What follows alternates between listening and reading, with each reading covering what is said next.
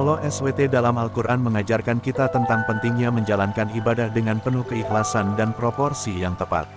Namun, terkadang kita melampaui batas dalam beribadah, baik itu dalam ibadah salat, puasa, sedekah, atau ibadah lainnya.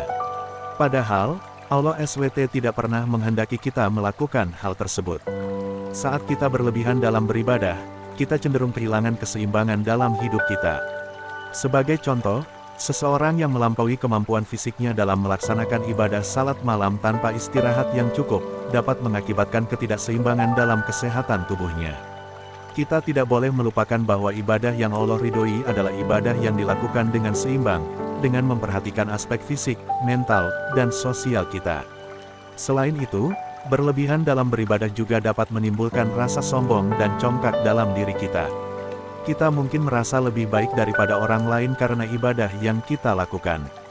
Padahal, Allah SWT tidak melihat jumlah ibadah yang kita lakukan, tetapi Ia melihat kualitas dan ketulusan hati kita dalam melaksanakannya.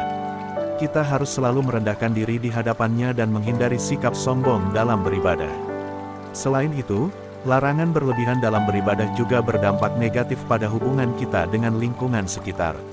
Kita mungkin mengabaikan tanggung jawab sosial kita, seperti memenuhi kebutuhan keluarga, menjaga hubungan baik dengan tetangga, atau membantu sesama.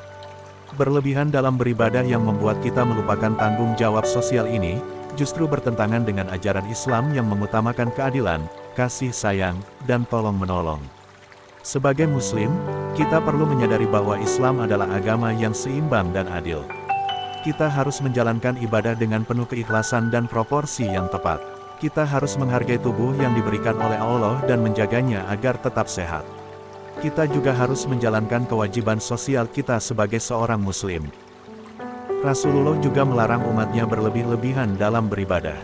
Dari Abdullah bin Amru, dia berkata, Rasulullah SAW menemuiku. Lalu beliau bersabda, aku memperoleh berita bahwa kamu bangun di malam hari dan berpuasa di siang hari. Benarkah itu?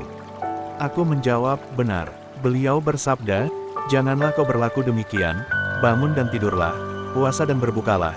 Sesungguhnya tubuhmu memiliki hak atasmu, sesungguhnya matamu memiliki hak atasmu, tamumu memiliki hak atasmu, dan istrimu memiliki hak atasmu. Hadis riwayat Bukhari.